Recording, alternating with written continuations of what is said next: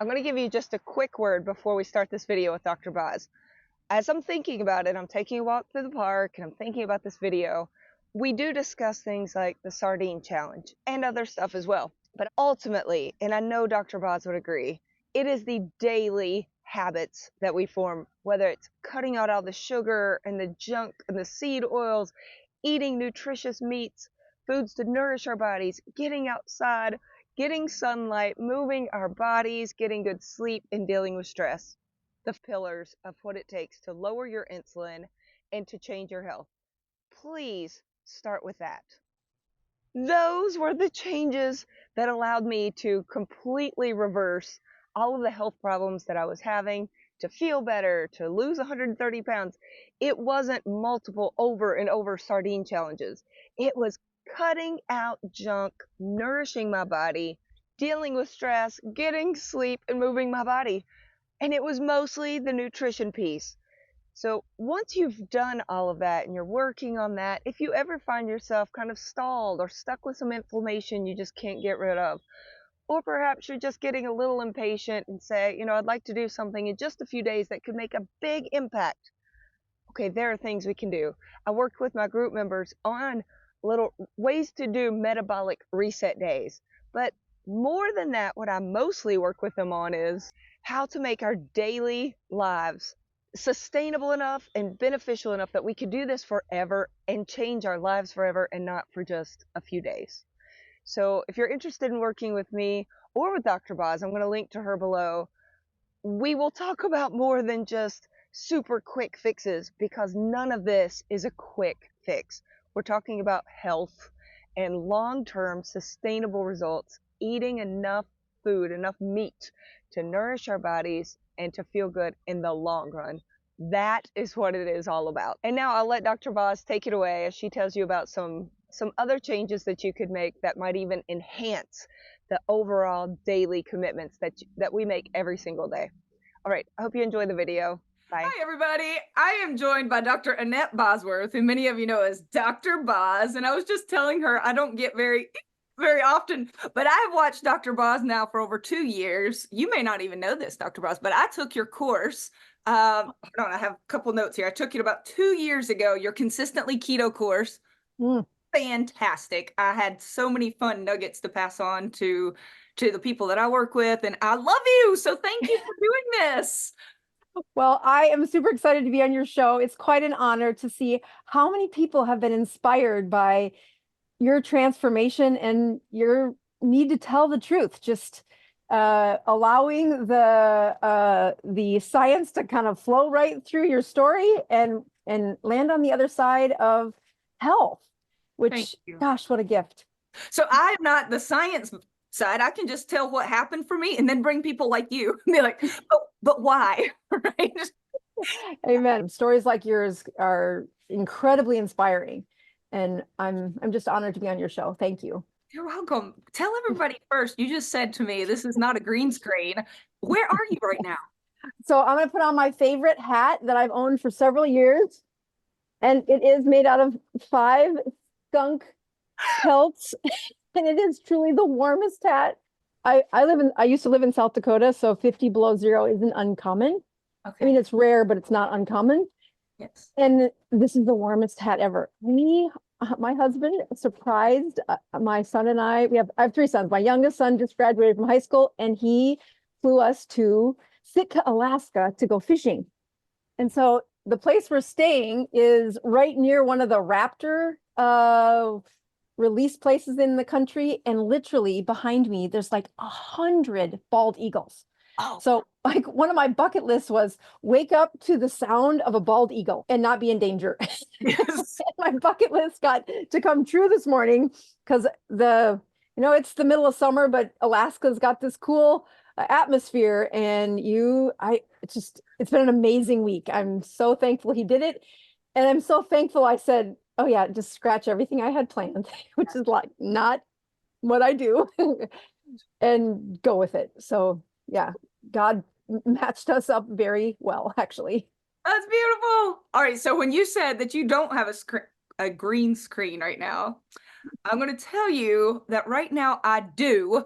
This looks like where I normally record, But Yeah. because you and I were going to record yesterday, and I probably could have gotten away with this, Dr. Boz, but I'm going to tell myself right now, this behind me is actually an air mattress. Listen, there it is. Because I can't let it fall, though. I better touch it lightly. I'm at my parents' house right now, and our luggage is all behind me. So I asked my daughter, who had to stay, my oldest child, had to stay behind for a soccer camp. This morning, I said, "Hey, will you go downstairs and take a picture of my YouTube chair?" So right now, it looks like, look, it's pretty believable, isn't it? Like Perfect. It's awesome. Like I would have never noticed. Totally. You see it? I'm really in a wooden chair right now. Okay, so you are in a beautiful place, not using a green screen, and I'm in a guest bedroom using one, but here we are, we're together. Welcome to 2024. That's right. So I have some questions that have been burning on my mind, and then I have a list here of questions from Instagram and some of my group members that people sent in as well.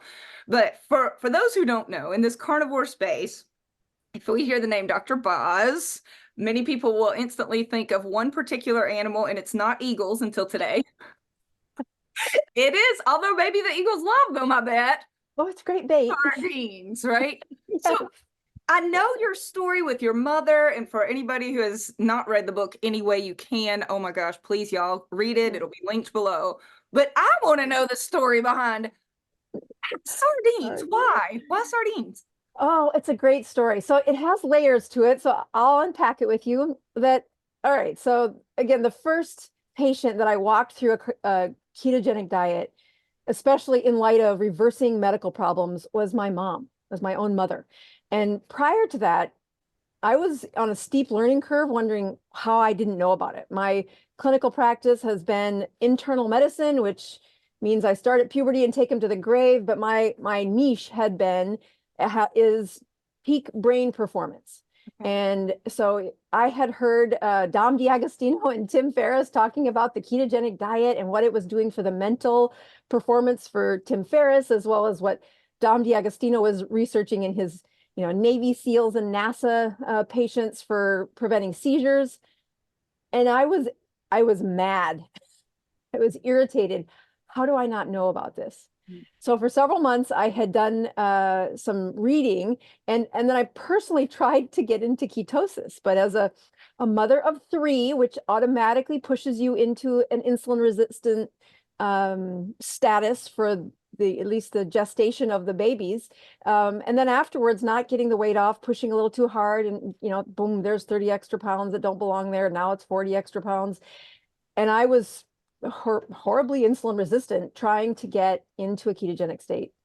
And then the story of my mom unfolds, and I had just kind of cracked the code on my own ability to get keto, and I was now walking her through this life or death story. And her she lives in the middle of nowhere. I grew up in the middle of nowhere, 800 people in the small town of Plankington, South Dakota. And there's a grocery store, but you don't go to the grocery store, but once a week. That was what we did. And what was on her shelves was a whole bunch of carbs and processed food. But on the shelves, as we decided to do this in a moment where her life was depending on it. And I said, just drive to the farm, Mom, and I'll help you clean out those cupboards. We threw away a bunch of the preserves and jams and even some of the sweet pickles, just nope, they do not belong in your body. You cannot have them around you. It's too tempting. And so I remembered one of the things on the shelf was 3 cans of sardines. They were probably 5 years old. I mean, they just had sat there because it's something my dad might have taken on a hunting trip or something. But who has sardines sitting in their cupboard? But as we were unfolding those first few months of a ketogenic diet, and she was really wondering, how can I do this a little better?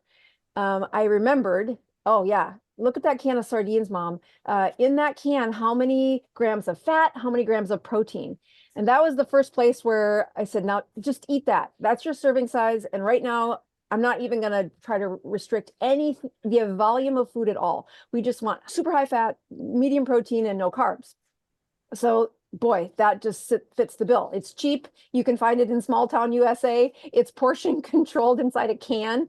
And you do have to get past the smell, but if you want to see a metabolism roar, it was incredible what it did to my mom. Like she's, she didn't ever like these. This is something, her dad, my grandpa used to eat. They smell terrible. She said everything that everybody else said too. Yes. And I said, I don't care, Mom, eat them. Yeah. And so that was the first patient that really showed me, wow, that is exactly what I was hoping would happen with her metabolism. And then, it's pretty hard to sell sardines to patients. So I didn't mention it to too many other people until I was taking on these advanced patients with seizure disorders or cancer. And now I really, in a holy Hannah, short time frame, incredible boost of metabolism. And as much as fasting would have helped them, they weren't mentally ready for that. And we were throwing chemo at their body. There was all kinds of other stresses that were going on inside their body that, all right, we just need focused on one food that does not distract them, and you need to suck it up.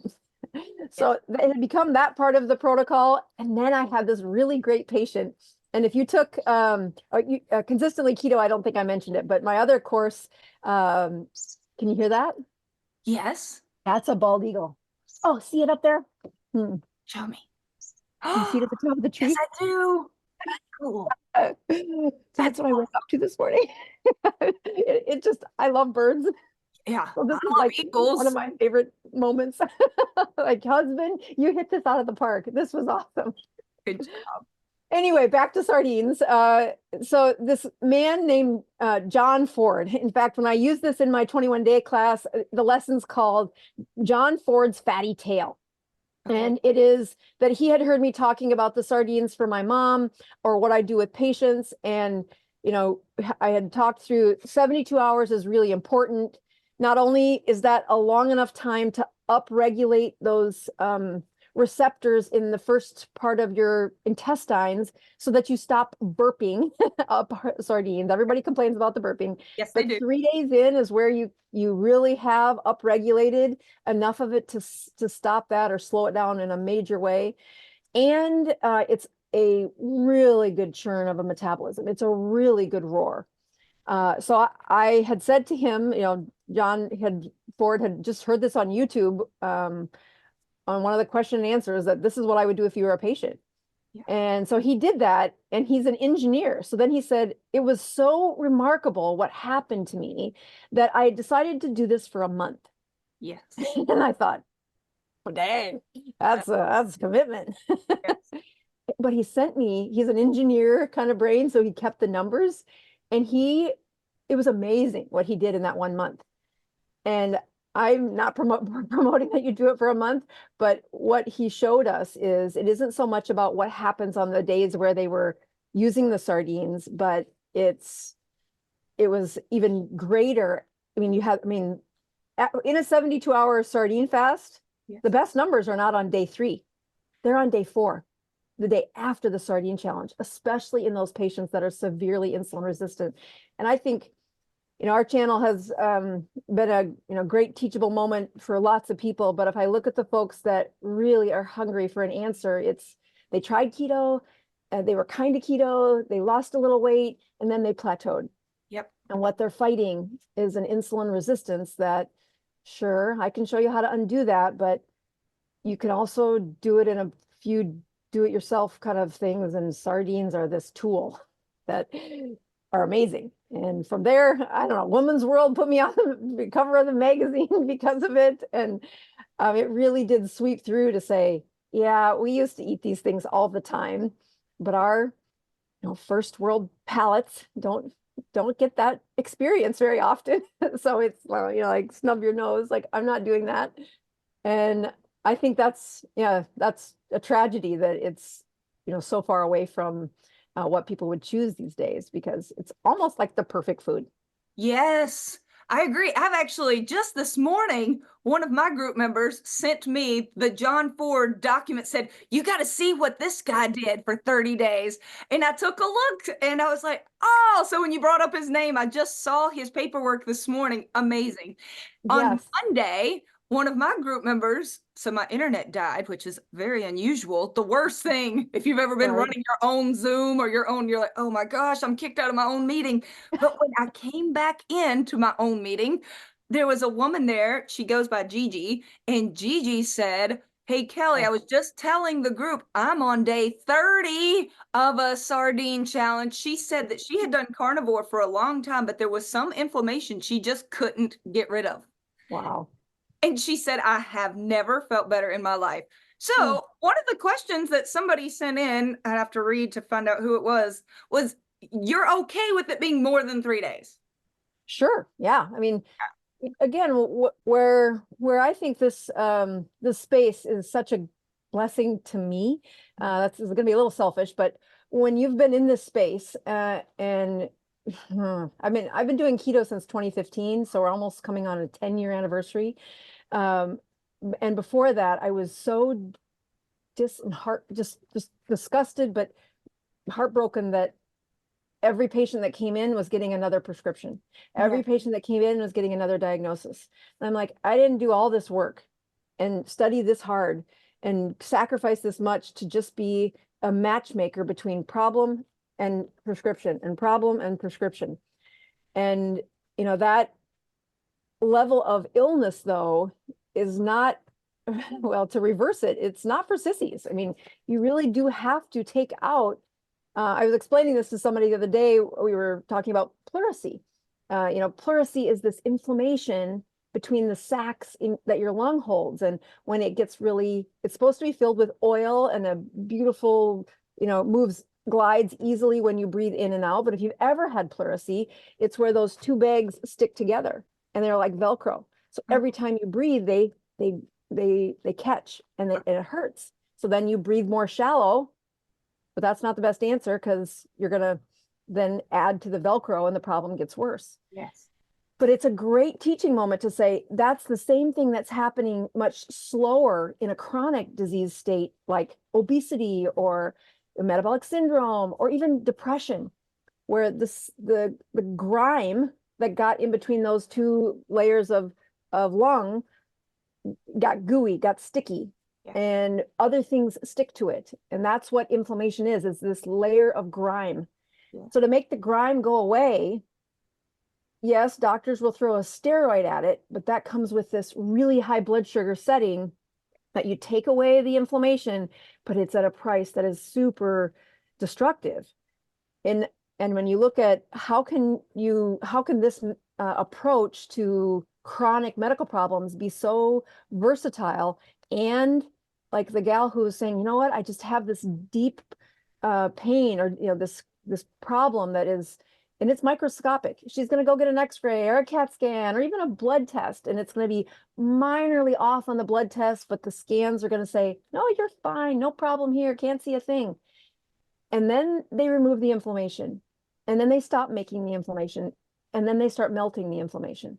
And that word inflammation has just been overused so much, I hesitate to say it without explaining that it's like a little lining of slime outside the cell. Yes, there's some in the cell, but it's the outside the cell that really causes those chronic problems of scarring and inflammation, this goo that's throughout the body.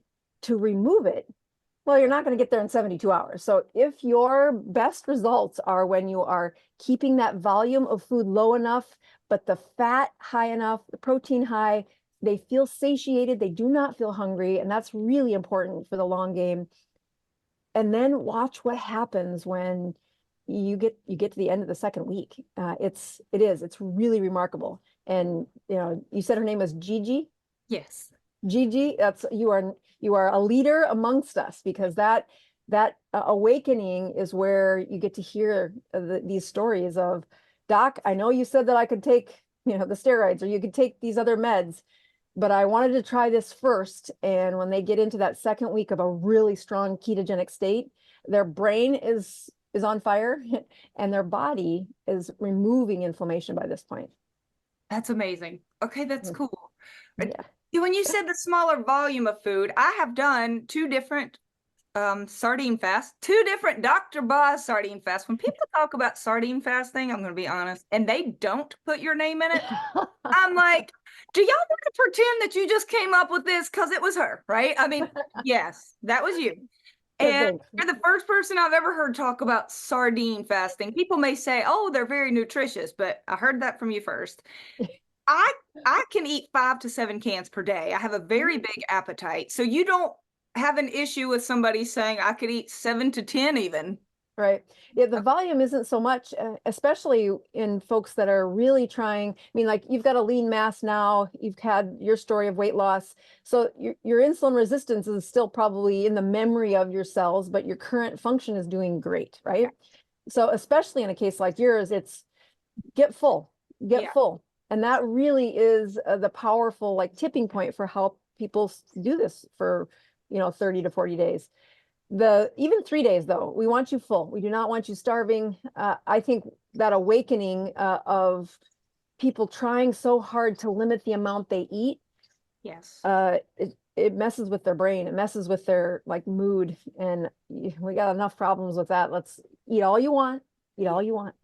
Yeah, the other issue I see with that, people say, okay, I'm going on a sardine fast. It's so easy for me now. They say it's so easy for me to eat 2 cans a day. And I'm like, okay, that's kind of good. But at the same time, I see people who at the end of their sardine fast, they begin to binge because it's part of the binge and restrict cycle. They don't realize how much they're restricting. And I say, if you can eat more than 2 cans, maybe give it a go. It's not absolutely your favorite food. Yeah. Yeah, I mean that part of, you look at some of the steps that I think are important when you're teaching this lifestyle. First of all, just understanding what macros are, how they work in your body, then getting them through that first week or so where you learn salt is not your enemy. Yes. But then you get to the place where it's no longer this sexy new diet that you're on where you feel good. You're kind of in the zone of this is regular. Right. And that's where you start to see a lot of the psychological components of overeating or using food for comfort, even sardines. I mean, it's really, really hard to use sardines for comfort, but it is. I can vouch for that. It is. Yes. I mean, they have a propensity to say, I did this and now I deserve. And then it's fill in the blank with whatever they're craving.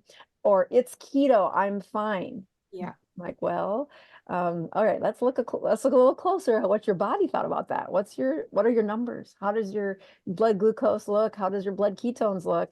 And when you're in a space where your body's finding autophagy and really using the resources within, as well as the nutrients that you're swallowing, those numbers look pretty good. They have low blood sugars, not hypoglycemic, but 2-digit blood sugars, and at least above 1 ketones, usually on a sardine fast is much higher than that. Yes. And I find that every time somebody does a sardine fast, I'm curious if you see this, the first time they might get their glucose down and ketones up, and then it goes back a little bit closer to where they were before. The second time, even if they wait a month or 2, they do it, they get better results and it doesn't come quite back. Do you find it progresses each time? It's actually something called mitophagy, and the science behind it is quite good.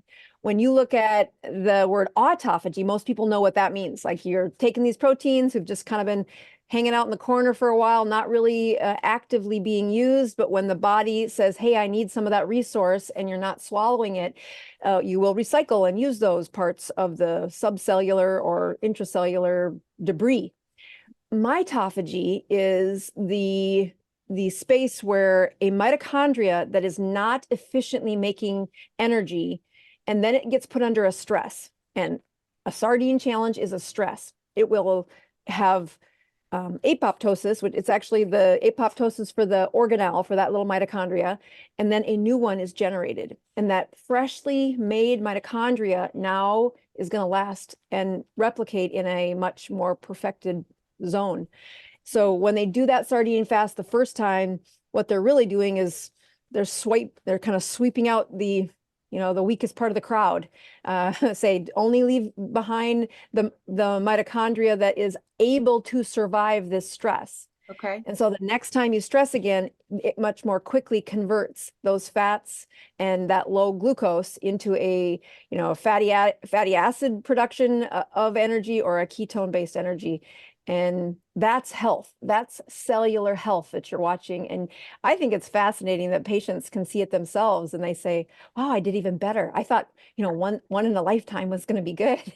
Like, well, you kind of had a few seasons of trips around the sun where life wasn't going so good for those mitochondria. So we're going to give them a little nudge every month or so, do a sardine challenge, or even, I mean, I tell people, if you're really looking for a speed of repair, if they're really early in the story, I'll say, do one of those sardine challenges every other week. When you get a couple of them under your belt, and really what I'm thinking about is get some fresh mitochondria on your side, it's not as hard. So when people start out, I call them my ass over apricot people. They start something and they just tumble right down the hill with everything as full bore as possible. Okay. But they're really not giving their mitochondria time to work for them. And often those fat-based hormones are lagging instead of leading their repair process. So after a couple of them, then I say, no, you could do it every week. You can even do it for 40 days. We've got lots of people who've done that. Yeah. This makes me think of a question that my friend Angie wanted to know. And I have some experience with this that makes me want to ask too. So I've done 2 different separate 3-day sardine fasts. Okay. The first one, I hadn't really listened to you enough. All I heard was eat unlimited sardines. So I was, okay, easy enough. So I went out, and being a good carnivore, we know that olive oil comes from a plant. So I decided I'm just going to buy them packed in water. So I did 3 days of sardines packed in water, and I felt meh. Okay. Yeah. I mean, honestly, it was okay. Well, I decided after hearing you say, you do yours in olive oil, I thought, can I eat olive oil? Can I? Like, is the carnivore police, are they going to show up if I eat this olive oil? But I thought I'm going to try it secretly so they don't find out. So I did a 3-day secret carnivore sardine fast, but with olive oil. And on day 3, I felt euphoric. It's amazing. Yeah. Total difference. So you do use the olive oil, yes? Yes. So first of all, let me hear a little bit more details. How many days or weeks between those 2 stresses? I think there were several weeks between. Okay, good. Yeah, they weren't even close to back because I needed a break. Right. Yeah. So what happens when you have the sardines in water is, sure, they are a nice fatty fish and high protein. So you're getting plenty of good nutrients. But the fat ratio is low. Yeah. And when it's been soaked in oil, not only can you use that oil as a better lubricant in your mouth, it helps you masticate and really just grind, and your ability to absorb that nutrients is better. So, step 1 is oils have been around for so long because of our improved digestion with them. Those fats really help us. And I'm all about like keeping it simple enough I think of my mom on the farm, like, okay, sure, in the perfect world, you'll get the oil people saying, but the oil that they put in the sardines has this, that, and you're like, yeah, you're focused on the details. Try to just stay focused on the big picture here. That oil base and the sardine is 1,000 times better than the processed stuff you've been eating before. Yeah. In my perfect world, I will take the oil and I'll put it over the dog food. And then I grab the fresh olive oil that I've had a couple people send me, which is really, that's really amazing. And I'll put the fresh olive oil on my sardines. And it really does help the absorption. I've seen if I get in a rush and I just drain it out and don't put the oil on top of it, it's almost twice the volume of food before I start feeling that burst of metabolic change. So you're right. You were not gaslighting yourself there. That's what happened. The addition to the fat makes a huge shift in how the brain and how much those ketones really boost. I've told some of my group members, because I get those people to say, but you don't know if the olive oil is real, legit olive oil.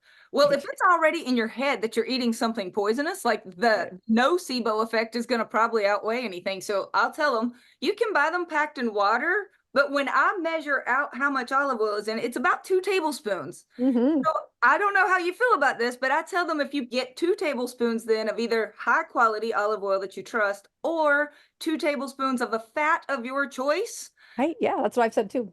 Okay. I'm pretty simplistic. I eat them right out of the can.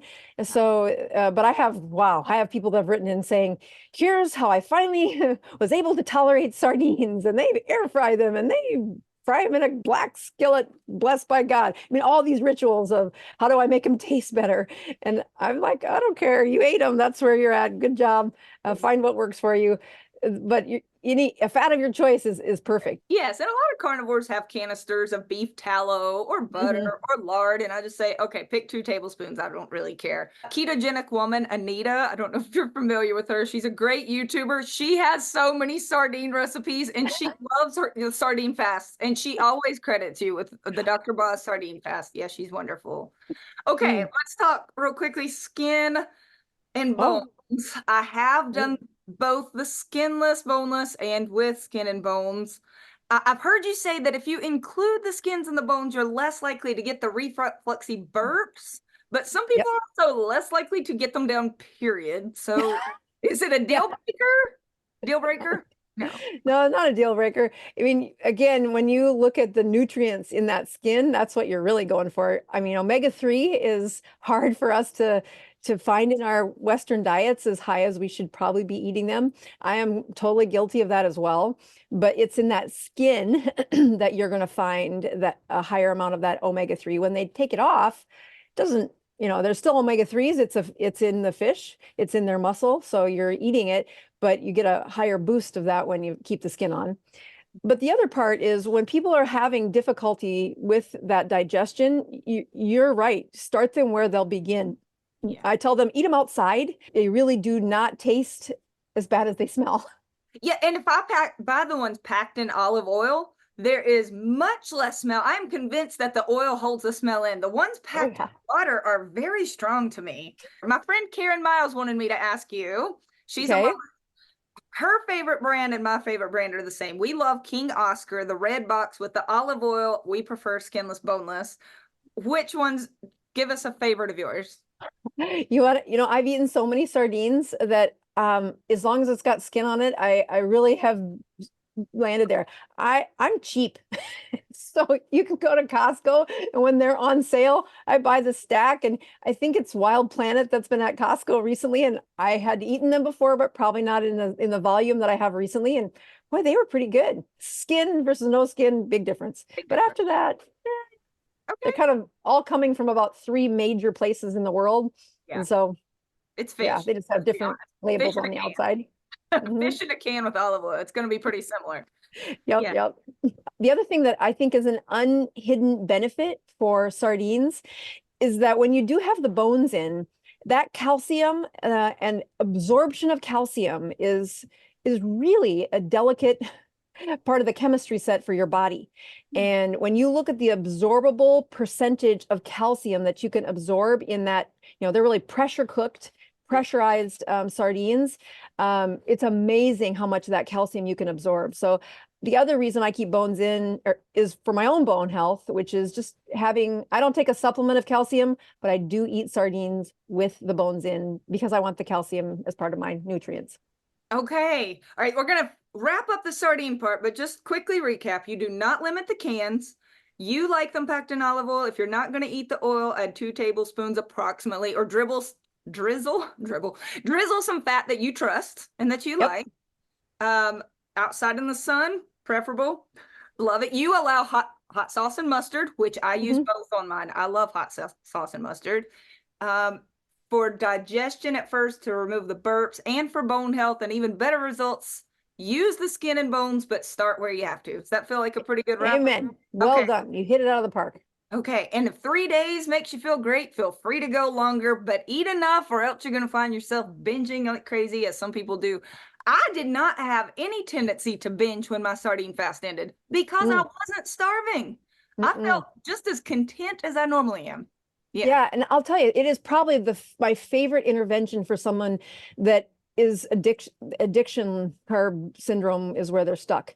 And whether or not they see that or not, you can always see it in a sardine fast. That I remind them, the last hour, the 72nd hour of your sardine fast is sardines. Because if you eat that, you shouldn't be binging on the 73rd hour on a bunch of foods that you've been wanting for. Yeah. But if you find yourself saying, I deserve, that is it's a lane where we need to work on some rethinking processes to help you stay the course and know that life has lots of places for joy. And if you have reaped the benefits of joy from food to excess, welcome to all the Western diets that are Western medical problems from our diet. Oh, that was well said. I like that. Okay. Crystal wants to know, do you have a current daily protein recommendation? And I have watched you enough to know you say that that's changed a little bit even through the years as you've learned and worked with people. So I think you have to divide patients into two camps. Okay. When you look at people who are super insulin resistant, again, you're going to know by your Dr. Boz ratio. If your Dr. Boz ratio sinks down where your sugars are hanging out in the 90s or triple digits and your ketones are less than 0.5. I mean, if that's a normal for you, you're probably still insulin resistant. And it is so easy for them to protein up. Yeah. And then you're converting some of that into glucose. I mean, that's part of what a high insulin state does. We are trying to drop that insulin back down to healthy. And so it is that kind of a separator that really makes this question difficult to answer. The other part that I'm awfully careful to talk about is when you have an elder, somebody 65 or older trying to cut protein, they're already losing muscle mass. It's really hard to keep that. So I tend to look at keep that fat component high. And then you want a lot of protein. I mean, and I am vague on purpose because if you look at satiety, if you look at that fullness, when you have high fat and protein, you really are in the zone of pushing your metabolism, getting those ketones up, looking at that drop in blood sugar. And one of my favorite tricks is to say, let's just use something that keeps the noise of food addiction low and is very easy to calculate. Well, it's a can of sardines. Yeah. If I have an elder, and they say, how much protein should I be eating? I said, here's what I want you to do. I want you to eat as much protein and fat in the form of sardines as you can for 3 days. And I want you to take very careful mental notice where the satiety is so much you just can't eat anymore. If you look at the fat and protein that you get out of that component, I think that's a good benchmark for them to say, that's what happens when you feel full.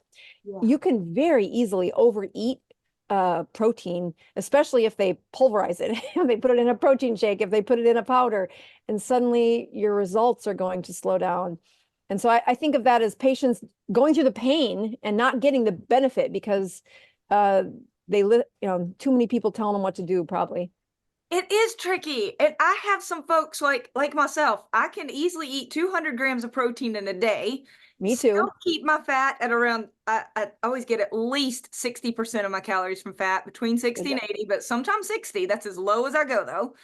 A lot of protein. I handle it fine. I do. Right. But I do work with some people that may not be as sick as your clients, but where 30 grams of protein 3 times per day is really about the most they can do and still feel good and get some positive results. But from 30 grams of protein, you're going to get the leucine you need for muscle protein synthesis. So I feel like that's pretty good. Absolutely. Absolutely. So what I tell people is if they're insulin resistant, so we've got a pretty good record. They are in a stall. They can't get their sugars down to 2 digits. Their ketones are terrible. Those are great ways to say definitely still insulin resistant. I tell them put the boluses of that protein into 2 and keep that second meal before, I put it around 3 o'clock, like before the sun sets. And you can't be in Alaska because it doesn't set till like 11 o'clock here. But that 2 boluses versus 3 is a huge change in somebody who's stuck like that. Okay. And then they'll start to see the weight drop, the fat come off, the autophagy hit. Okay. It's great. I just saw some eagles fly behind Those me. are totally, aren't they great? So great. I'm enjoying it. We should have I should watch the video real closely and see how many, and then have like a prize for whoever in the comments. Y'all comment below Okay. to tell me how many times you saw an eagle in Dr. Bob's background. That would be fun. I like it. Okay. Mary wants to know, this is my final question. If you ever have clients that get a great Dr. Boz ratio, so for those that don't know, and I did my Dr. Boz ratio every single day for about 6 months. It's your So good. glucose divided by your ketones, very similar to GKI, but way easier for us in America to figure it out. Yes. Amen. Yes. If you ever come across people who get a really nice low Dr. Boz ratio, even in the teens or 20s, but they're not losing weight, do you ever see that? Does that happen? And if so, where do they go from there? Is it just more fasting, or could they then look at calories? Right. So, so do you have a specific person in mind where you remember the story? Well, Mary is the one asking, but I have seen it happen before where somebody says, you know, I'm checking my ratio and my scale isn't dropping. Now, of course, that could be, well, is body composition happening? Is your insulin still high? You know, could be Yeah, something. all those things matter. The other thing that I tell adults, and this is difficult, you have different people say different answers to this, is the Dr. Boz ratio is a GKI. So it's just, we aren't converting, we're using dirty math. So the literature shows if you're looking at the opening up of fat cells, it is that lower glucose and higher ketone that creates that chemistry that allows your fat to be accessible and flow through those adipose cells. Okay. The key is when you haven't eaten in 12 hours or overnight, you've had this at least 12 hours, right? That's when you want to see what is your Dr. Boz ratio. So the first thing I look at for somebody who is not losing weight and they're saying, hey, my Dr. Boz ratio is great. I think many times I see patients cherry picking the time that they check their Dr. Boz ratio. I want to see what's your metabolism doing overnight. And when you have a nice low blood sugar in the morning and ketones that get you under 40, I mean, it is really a powerful predictor of weight loss. Okay. Even autoimmune repair at that level. When the other place that when I see good numbers and they're not losing weight, I do have them do a body composition, just looking at a DEXA scan and saying how is the movement of fat and what is the movement of muscle mass since the last time they did it. So, but it's actually rare. I thought of one. I thought of another reason that I think some people have done it, and I hadn't even planned on saying this, but you made me trigger it. I have known some people who said I can get my Dr. Boz ratio down if I eat lots and lots of butter. Oh, yes. Which I'm not opposed to butter, but here's what I think some of them were doing. They're keeping their normal amount of calories, but they know if they eat lots of fat on top of that, then they can actually trigger that ratio to look lower. But then, I mean, that's a lot of calories. Is there? Well, and I even push away from calories as I look at consumption of the fat, the timing of the consumption of fat. And so if they're butter eaters, that butter needs to be before noon. Okay. Period. Okay. That is in a place where they're augmenting the production of ketones. You need medium chain to get the highest return on investment. Ghee is a short chain. So if they purify the butter, that's a really high conversion rate. So if I was going to pick something, I mean, I'm a beef farmer's daughter, a hog farmer's daughter. Those are great. I have those in my kitchen too. But if you're trying to say, how can I biohack higher ketone production? A short chain or a medium chain is going to be the fastest conversion. That medium chain, you need less particles and less chains of fat to get the higher ketones. With a small chain, you need a higher number of them to get the ketones higher. So butter will do it though. And I've seen, I mean, I'm guilty of this too, saying, watch what happens when you just live on fat, something that's, you know, salted butter. It sounds disgusting to people that don't do this, but it's delicious. Oh, it is. And I have done fat fasts where I eat nothing but the fat. And I actually do find that people can have amazing results. It's great. Yes, absolutely. But I think if somebody's eating a lot of meat and then right before bed, they're having a stick of butter, I do think it's possible to not lose weight while you still have a good, okay. Right. Well, That's exactly right. Hey, you're on vacation right now, and you took an hour of your day for me, and I'm so thankful. I think I told you it was going to be less, but I just love you, and there were so many good questions. Dr. Boz, thank you. Thank you for all the work that you do daily, your videos. You just bring joy. I mean, truly, if anybody's looking to just have a better day, I hope they just tune in and learn from you, and also your spirit is contagious. So have a great rest of your trip, and thank you so much. Well, thank you, Kelly. God bless you, and thanks for having me on your show. It was an honor. Thank you. Bye-bye.